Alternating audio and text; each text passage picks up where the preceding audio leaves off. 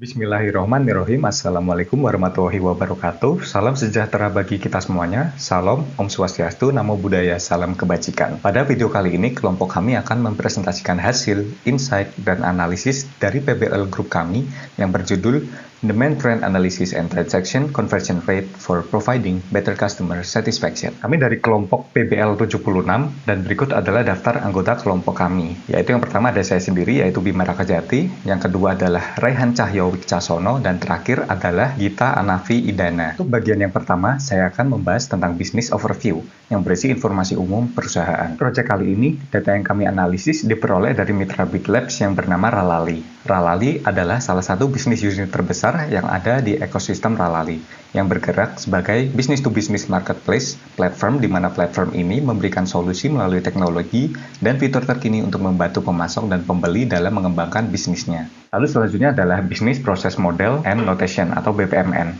Pada intinya, BPMN ini berisi tentang alur dari awal pembelian barang di platform Ralali hingga barang tersebut sampai di tangan pembeli. Lalu Objective Problem. Tujuannya adalah Ralali ingin mengembangkan bisnisnya dengan menyesuaikan target pasar yang dituju dengan mencari pola dalam data transaksi yang tercatat dari tahun ke tahun. Lalu problem atau masalah utama yang kami angkat adalah apakah metode pembayaran mempengaruhi total pembelian barang yang dibeli. Nah, untuk menjawab objective problem sebelumnya, kami memiliki beberapa metodologi atau solusi, yaitu yang pertama adalah observasi data, yaitu kami akan menganalisis pengaruh metode pembayaran terhadap jumlah barang yang dibeli, dan GMV menggunakan SQL. Lalu selanjutnya adalah exploratory data analysis, yaitu melakukan data cleansing dan EDA menggunakan Python. Lalu visualisasi data, yaitu membuat dashboard visualisasi menggunakan data studio. Selanjutnya adalah data source and tools. Untuk datanya sendiri didapatkan dari data transaksi kuartil pertama, yaitu bulan Januari, Februari, Maret pada tahun 2018 sampai 2020.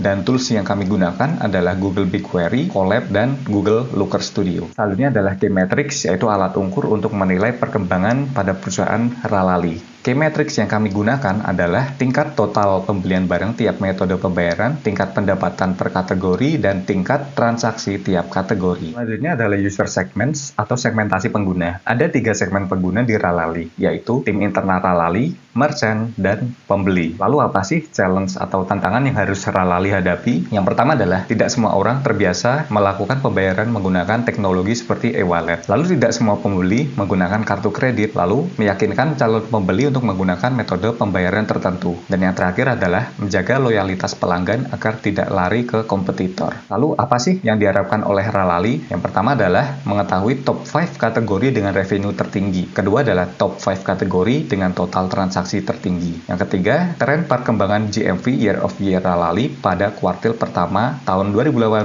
sampai 2020. Lalu sukses order rate tiap order, dan jumlah buyer berdasarkan bucket size, dan yang terakhir comparison analisis terhadap metode pembayaran. Nah, dari analisis kelompok kami di video ini, kami berharap Ralali bisa mendapatkan benefit seperti meningkatkan revenue Ralali dari ekspansi pasar, kedua, meningkatkan tingkat penjualan, yang terakhir adalah mendapatkan bisnis partner dengan kerjasama bersama fintech company. Lalu untuk selanjutnya data visualization akan dijelaskan oleh kita. Oke, berikutnya saya akan menjelaskan hasil dari visualisasi data. Ini adalah total matrix yang kami dapat dari data transaksi kuartal pertama selama tahun 2018 hingga 2020. Kemudian dari grafik ini kita bisa melihat tren atas order pada Ralali. Pada kuartal pertama 2020 terjadi peningkatan yang pesat. Dilansir dari website Ralali, tercatat rata-rata jumlah pengunjung situs mencapai 1.366 dengan posisi ke-12 di antara e-commerce lainnya. Meski terjadi peningkatan pesat pada Januari 2020, terjadi penurunan di bulan Februari. Penurunan tersebut bisa jadi dikarenakan jumlah hari pada Februari lebih sedikit dari bulan Januari dan Maret. Karena jumlah hari yang sedikit tersebut, maka jumlah transaksi yang terjadi pada bulan Februari juga ikut berkurang. Selain itu, dilansir dari CNN Indonesia, pada bulan Februari akan mengalami penurunan sesuai dengan pola musimannya. Hal ini dikarenakan karena adanya kenaikan harga LPG, BBM, dan tarif listrik. Selain itu juga sempat terjadi bencana alam seperti banjir di bulan Januari. Kami juga memvisualisasikan proses transaksi di Rallye dengan menggunakan funneling. Hasilnya dari 100%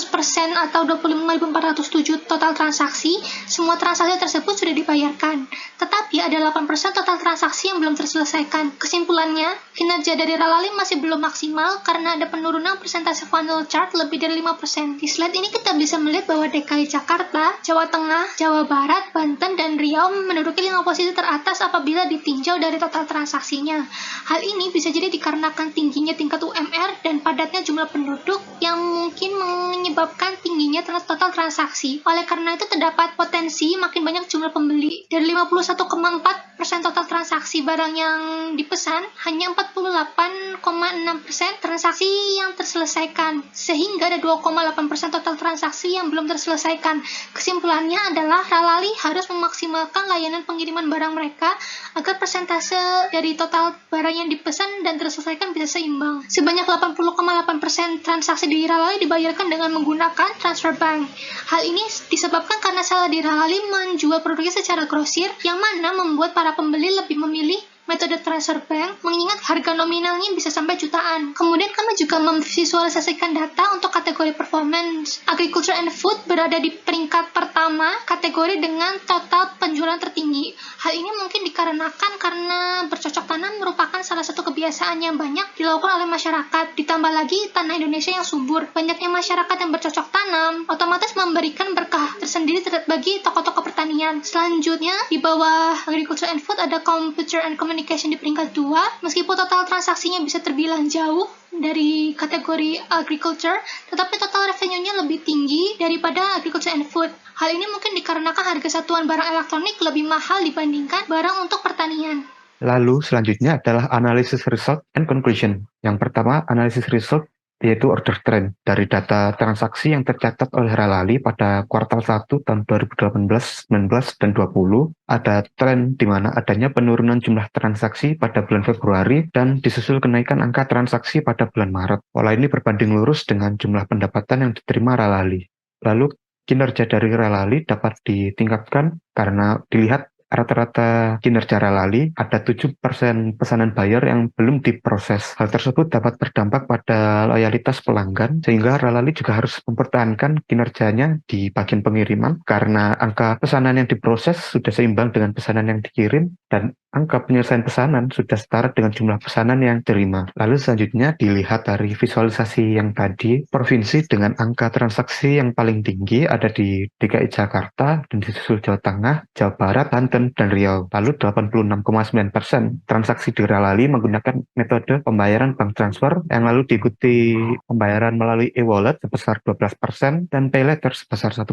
Untuk kategori itu sendiri, agriculture and food menjadi kategori yang memiliki jumlah transaksi tertinggi, tetapi computer and communication dan automotive and transportation menyumbang pendapatan tertinggi. Lalu untuk conclusion, dari pola transaksi yang tercatat oleh Rallye selama kuartal 1 tahun 2018, 19, dan 20 dapat digunakan sebagai cara untuk merancang strategi ekspansi pasar sesuai dengan target market yang dituju. Yang pertama, dari pola tren yang muncul dari jumlah transaksi yang menurun pada bulan Februari dan meningkat pada bulan Maret, user dapat melakukan promosi pada bulan Februari untuk meningkatkan jumlah transaksi, seperti dengan memberikan diskon, gratis ongkir, bonus, dan sebagainya. Lalu untuk menjaga customer untuk tetap loyal ke Rallye harus meningkatkan kinerja baik dari tim internal untuk menjaga kinerja jumlah transaksi yang diproses, seperti dengan memberikan himbauan kepada seller untuk segera memproses orderan buyer. Lalu dengan melihat analisa data user, dapat menentukan apakah user ingin melakukan ekspansi pasar ke market yang sudah ada seperti di DKI Jakarta, Jawa Barat, dan sebagainya, atau ekspansi pasar ke market yang belum besar seperti di Yogyakarta, luar Jawa, dan sebagainya. Lalu untuk mayoritas metode pembayaran yang digunakan buyer di Rallye adalah dengan menggunakan Transbank, sehingga keputusan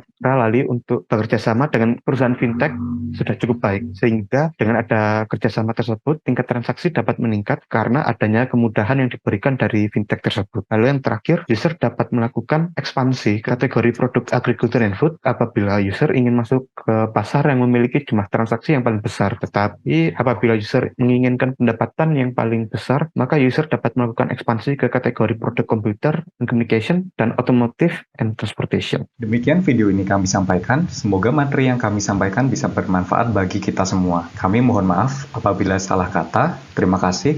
Wabillahi taufiq wa hidayah. Wassalamualaikum warahmatullahi wabarakatuh.